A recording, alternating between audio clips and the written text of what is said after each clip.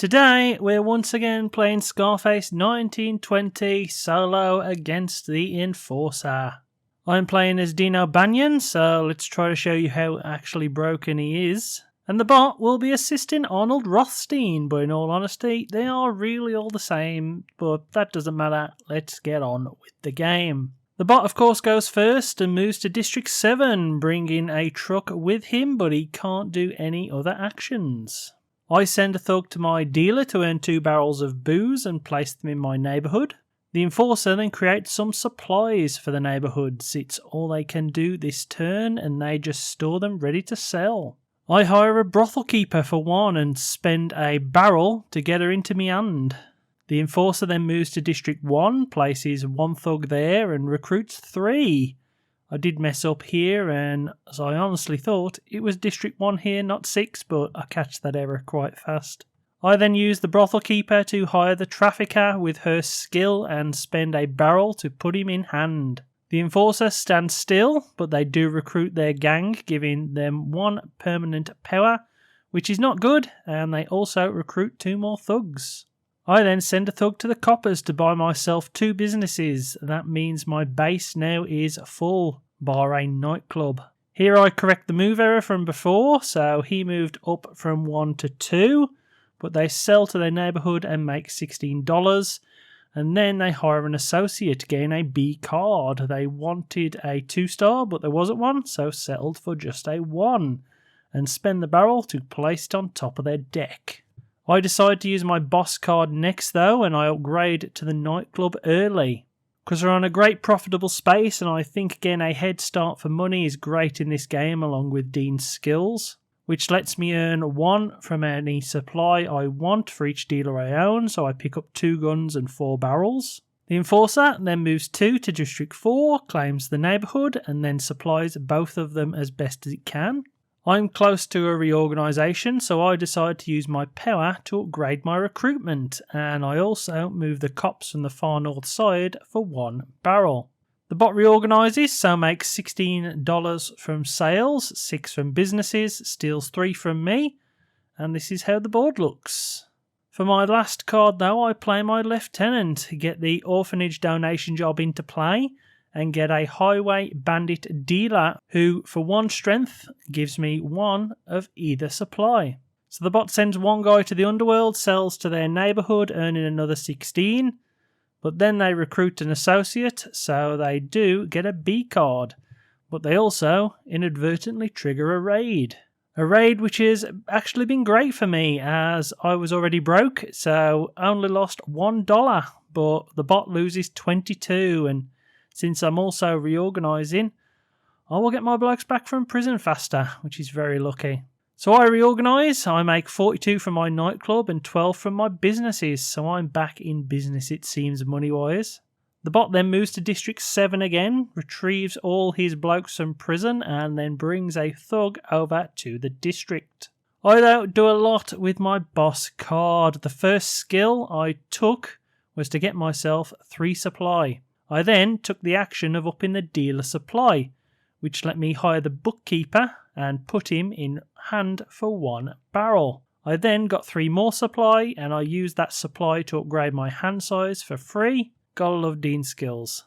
The bot, after moving to District 1, supplies the neighbourhoods, and then takes over the district, meaning they now own 3, but might be going too wide too fast. I go and claim 3 booze barrels with my bodyguards, and the bot with its last card continues to conquer more neighbourhoods as it moves to District 3 and then supplies its districts. I move my car with the bookkeeper because I want to expand soon, and he also lets me get a dealer, take a supply, but I go 1 in crime. The bot reorganises again though, and this time they make $52 from sales, businesses and robbing. Pretty nasty how they have expanded so fast, but I'm still in with a chance, I feel, as we now go into the first extra phase. Of course, we start with a raid, and it absolutely obliterates us as we have to hit a thug each, and we have to discard 3 cards. Not good. In terms of news though, we get a quarantine, so not a fat lot happens really, we just move thugs back. And the board now looks like this going into round 2. And so we use the trafficker and a bodyguard to claim the brothel territory, and his skill now triggers, getting us a nice Brucey bonus. We just need to fill it up with supply from our last card next turn. The bot stays in District 3, supplies their businesses, and then sells 2 guns to the cops for $12. As I visit the gun supplier with my last card and get 2 guns ready for sales. The bot then moves to District 7, claims it, so now they basically own half of Chicago, and then they sell as much as they can, making just $21. I, though, reorganise again, and I made $75 from sales and businesses, so I might be slower and own less area than the bot, but I'm making the right sort of profitable deals to keep up money-wise. The bot then moves to my hometown and brings some thugs in, but luckily they were one off from conquering it. That was sodding super lucky, so they instead hire a new guy and get a B card. I use my boss first though, and he does a lot of work for me. First I send him to the cops to get me 3 businesses.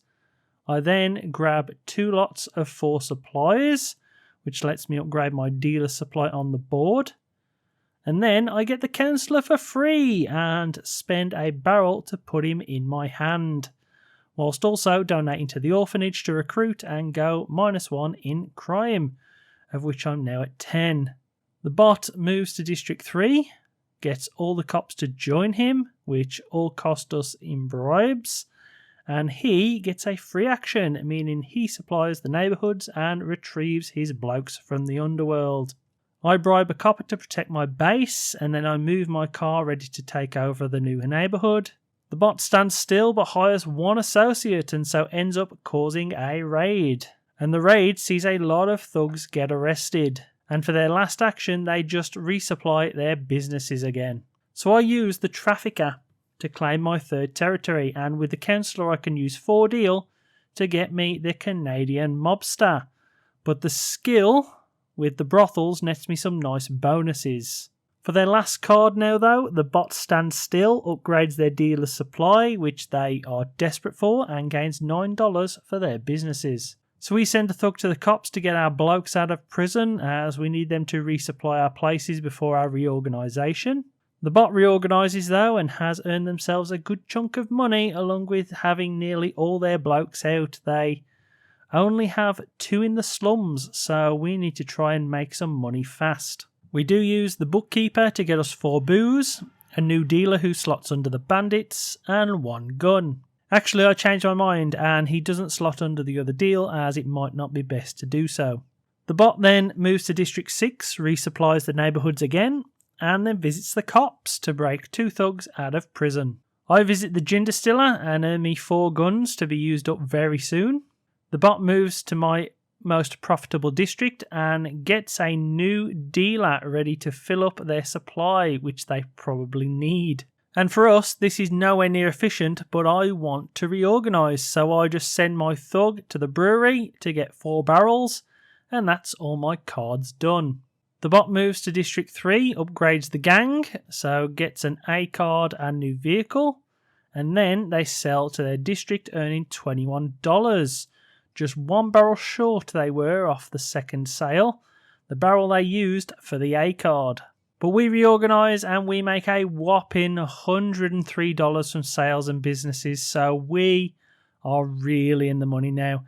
And with our dealer potential, we should probably get another nightclub to maximise profits, as we have $257 after bribes in the bank right now. But we have hit extra to take us into the last round. The raid really does nothing though. We both have to give up some barrels, we didn't have much anyway, and the bot has 1 thug go into prison. Even the last news card does nothing, so this is it now. We just need to make as much money as possible, as we will probably only see 1 more reorganisation phase, so we need to plan accordingly. The enforcer then moves to District 5, he gets himself a job card and then supplies the neighbourhoods, which they can't do again until reorganisation, so I should try to take advantage of that. And we do that by getting ourselves 4 guns to try and bribe some police soon. But the bot stands still and hires an associate that gives them a B card, but does trigger a raid, which does hinder my plans as the bot has to get rid of all their sodding barrels, which I was soon hoping to claim, but hey ho, on we go. For its next 2 actions, it moves all the coppers beside him, and with its free action decreases his crime by 4, and moves mine up to 2. We are close to another raid there. But I use 3 power to bring in 3 thugs as I'm going to claim that neighbourhood next turn, and I move the cop back to protect me for the cost of a gun. So the bot moves to District 1 and adds business markers on their most profitable district, which was the one in the middle. Lucky us, but they do hit one of our thugs there. So since we can't claim it this turn and they are reorganising, I've got a second turn incoming. So I just place another thug back there and get a new dealer and barrel. But we do get a raid. And that raid is sodding brutal for us as we have to spend $3 for every dealer we own. So end up losing 18 quid. Not nice. And this is what the board looks like after the bot reorganises. But as they had to give up their booze before, it cost them big time sales-wise, and they ended up only making $29 from businesses and stealing from me. That might be the break we need right now to win. So of course, needing only 6 to claim the neighbourhood, I soon rush in and take over with the mobster, letting me discard a deal for a new one, and so I get the Irish Revolutionary. The bot's not happy with me though, and so moves to reclaim his territory, and it's now gang war time, it seems late on, as they also hire an associate. I use Dean and my counsellor to reduce my crime rate by 3 with my job at the authorities. Then I use 2 power and deal to buy my last nightclub. And after spending 2 guns, I also increase security in the central district, so I should, fingers crossed, be safe. And with Dean's 3 skills, I just get a boatload of supply with my 6 deals 3 times, and now I should be sorted with endgame upon us. But I'm glad I increased security as the bot moved to District 5, rescued some guys from prison, and then claimed my lower central neighbourhood. But I used my job there to reclaim it straight away. That blob absolutely scares me though, I will be honest. So I moved some cops to Central to assist on defence, and then I moved my car to the far south side to cause pressure on the neighbourhood. The bot moves to District 6, upgrades their lawyers, so now they will get 3 actions a turn, and they resupply everywhere, so now that place I'm looking to claim is even more tasty. So we visit the cops and claim 2 more business markers, also moving us down 1 on the crime track with our job, and we will reorganise next turn, so hopefully the bot doesn't ruin us too badly. But the bot moves to District 2, brings in a load of his guys, so he's now pressuring me, and then gets supplies and sells to 2 districts, earning $37. But we reorganise for probably the last time in the game, and we make a whopping $162 from sales and neighbourhoods, which is saft really, as we now have $408 in the bank after bribes. So the bot in its penultimate turn sells in their neighbourhoods, making $28. They hire an associate and then upgrade a nightclub in the gang, meaning I can no longer claim their neighbourhood. So for my penultimate turn, I'm going to do something complex. First, with my 2 strength via Dean, I moved 2 blokes to protect my base. Then with Dean's 3 skills, I basically get me a boatload of supply ready to sell. As with the counsellor, I can spread the 4 with my second plan action to send a bloke to the underworld and sell to my 4 neighbourhoods, earning me $120 from clearing out all my stock just before Prohibition ends, and that should win us the game. So on the last Enforcer turn, they move all cops with them, retrieve underworld thugs, send a few thugs over towards him, and lastly, they go down on the crime track but cause a raid by pushing us up. So the raid happens and we get rid of our job card, but because we have 11 cards, we end up losing $22. The bot only loses 7. For our final action though, we visit the cops and reduce our crime rate by 4 along with our job, getting us into the yellow before the last raid. The bot though has too many guns to make in a sale. They were desperate for barrels, but that raid from not long back just killed them and they never really recovered. They did earn $27 from businesses and sales though, as we go into the final raid. And it's a raid that does absolutely nothing to either of us except for stealing 1 gun from 2 of their places. Useless in endgame, so let's tot up scores, shall we? And let's start with a bot who has 338 in their bank. After businesses, they have 353. Then after associates, of which they had loads, they finish on a whopping 387. So let's see how we did. And we have 451 in just our bank. That last bit of sales did us wonders, it seems. Soon as we add businesses, we're on 493. And lastly, with associates, we finally break 500 for the first time ever, finishing on a humongous $509. What a sodding finish that was, eh? Anyway, let's get on to my thoughts after 12 plays now, and I am really pleased with this game. I absolutely love it, but this game will not be for everyone. It has many intricacies in its gameplay that will annoy a lot of people, and so I want to share my thoughts on its faults to enlighten you towards a purchase. Firstly, I want to say that this thing is massive. It fills my entire kitchen table, and yes, it is the full definition of Kickstarter bloat. The parts you get in this game are pristine quality-wise, but I don't think it justifies the hefty price with what you get in the box. As this thing isn't exactly bursting at the seams with minis, it's just massive in terms of board size, table presence, cards and tokens, and is it really worth the 120 quid I paid? I don't think so. Yes, I have managed to fit in all the game trays extras, the enforcers, money and booze, guns trays without any lift whatsoever. But this fills half an entire collapse section when you lay it flat. And the size of this game means you will be reaching across the table based on where you're sat, and you won't be able to read everything from a glance depending on where you are around this board. I'm solo only, so that don't matter for me.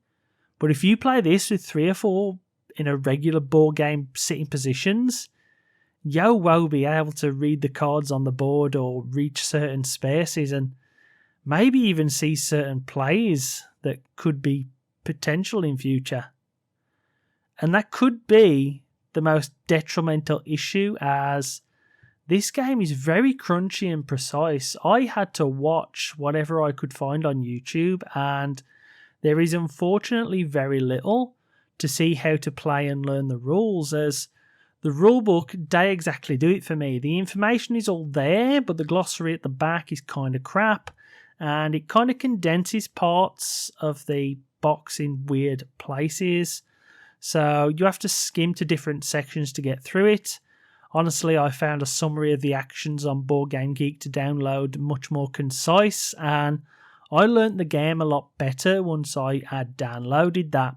But this game, if you want to play it well, needs laser focus, as you ain't really got enough time or actions to do everything you want. Your goal is to make as much money as possible. To do that, you need to build up your gang, your businesses, supply, and then take over territory, hopefully with enough supply to feed them all.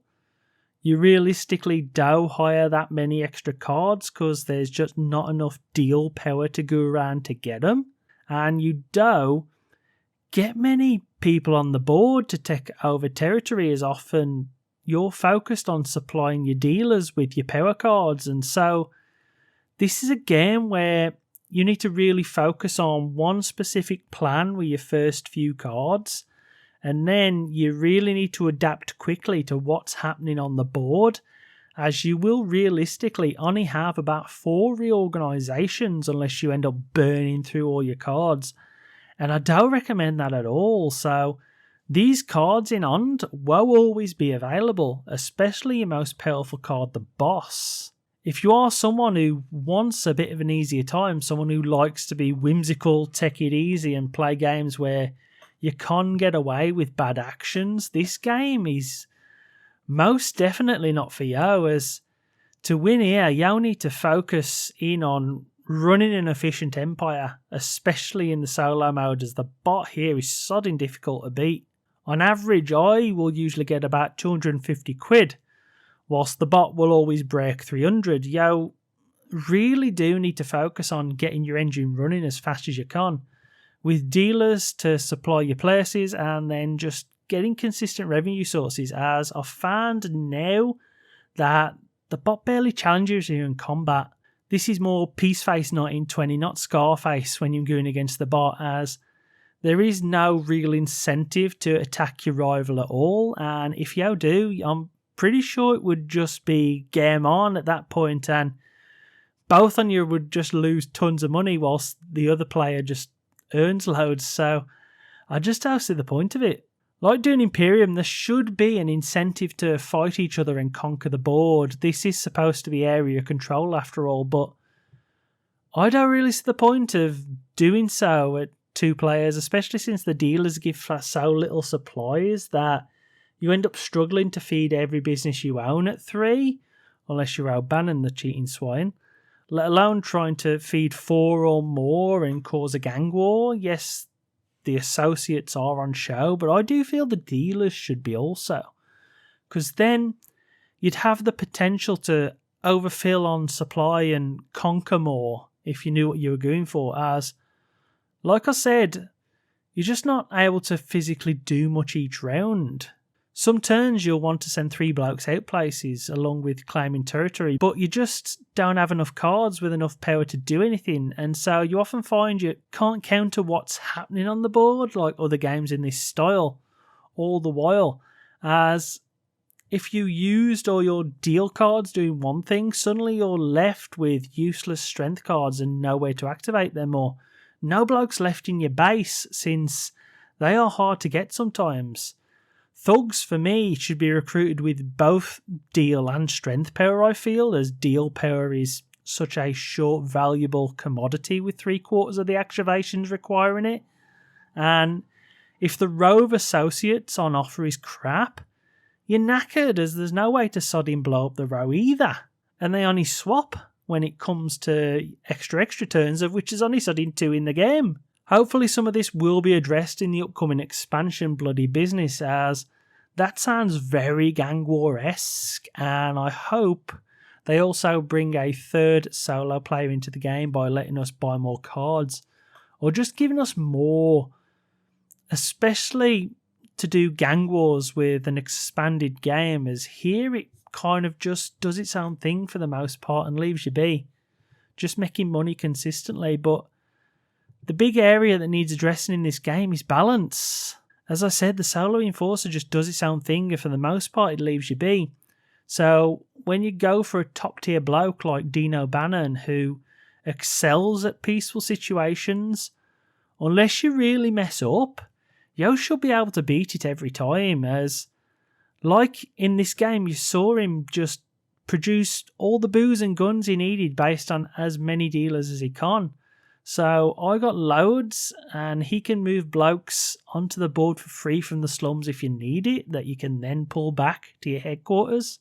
With lieutenants, you can rearrange all dealers and supply, and he can also upgrade for free with a cost of barrels, which he can easily acquire. O'Bannon is really broken, pure and simple, and that feels slightly disappointing to me and shows how slightly unbalanced this game is, even when the only difference between every character is their skills on their boss board. Rothstein also fares well against the bot, as he can just do jobs and gain more, along with gaining the ring and just doing any skill in the market he likes, but he's still not at O'Bannon's level. St. Clair is about territory gain, moving thugs and thieving, so can often steal the supplies anywhere on the board. And Capone is about deck building and power, but he feels the weakest to me as he just cannot get the gains supply-wise needed to win against the bot, or would fare well against players playing O'Bannon unless they were going full on take down his business style plays. But this game also has some terrible randomness. I alluded to it before with you not able to see dealers, but you also cannot see jobs, the next news item, or raids, and often you can get either absolutely useless cards when drawing from those decks, or they will absolutely Super Saiyan your gang and lead to obliterating everyone else on the board, with you just able to either score loads of Wonga and leave everyone else in the dust, or a raid news item can burn down your neighbourhoods or steal all your money and there is suddenly no coming back. You're starting from scratch again, either halfway through or at the end of the game, and that effect might not have been as damaging to the other players or bot because of sheer luck. And you need to know going into this game that it's either going to help or hinder you in certain ways that your plan will never be ready for, and you can never plan for it either. And once you're down and out in this game, often there is no magic money tree to grant you a comeback like in Dune Imperium. The luck factor and balance is unfortunately a bit all over the shop in this game. And so you need to know that before you put this on the table, as some people in your group might not like the take that nature of this game and inability to come back from obliteration, there's a certain news card here that just removes half your money. And if you get that late game, when you've amassed a huge wealth because you've done everything perfect compared to your group or the bot, and suddenly you're in last place with no way to claw back to where you were, you'll never want to play this game again, I suspect, as it's a Tyson punch to the face that just kills your enjoyment. And that's why this just ain't for everyone. My personal biggest disappointment though is that the bot really is just a static enforcer. They have no special skills or abilities at all, making them different. They all have the same static board with the same powers and upgrades, and it's a bit boring really. So hopefully the new gangs coming will change up the gameplay a little bit, or just adding a third bot would be much better. I need to see what happens, as if they don't add any more cards, I might just end up making my own and force a 3-player game to see what happens. But with that said, I have really enjoyed my playthroughs of this. I've played it every day since I've had it, and I want to play more and expand it, but this is not a fully balanced or enjoyable game for most people. This is crunchy, and you need to be laser focused on what's happening on the board if you want to win. And I can see people not enjoying it like me. But the theme here oozes out of every orifice. You are doing some questionable things as gangsters, extorting businesses, robbing people, strong-arming neighbourhoods to claim them, bribing coppers, and you can kill folk. It's just not wise not to, or pops up that much solo. So there's no game out there like this one, I feel. Yes, at its core, it's just a worker placement area control game, and if you want something a bit cheaper, go and buy Dune Imperium. It's only, 40 quid? You could buy Dune Imperium with all 3 expansions cheaper than you'd probably get this one. But most people, if you're like me, are attracted to the theme of this one alone. And the theme itself for me is amazing. It's better theme than Small World of Warcraft or Dune Imperium that I own that have similar styles of gameplay, because their theme is a bit crap in all honesty. But it's not at the amazing level gameplay-wise from both of those just yet. And with setup and playtime reaching 3 to 5 hours, that's where I'm at. You know, mostly I'm at 4 to 5, even solo. it's not exactly easy to table, but it's definitely staying in my collection, and I will be playing it quite often because I enjoy it for what it is. You just have to know of its faults going in that I've discussed and see if it's something you could also enjoy. But I'm invested and I'm interested in what the expansion does improve to the base game. So until then, cheers for watching.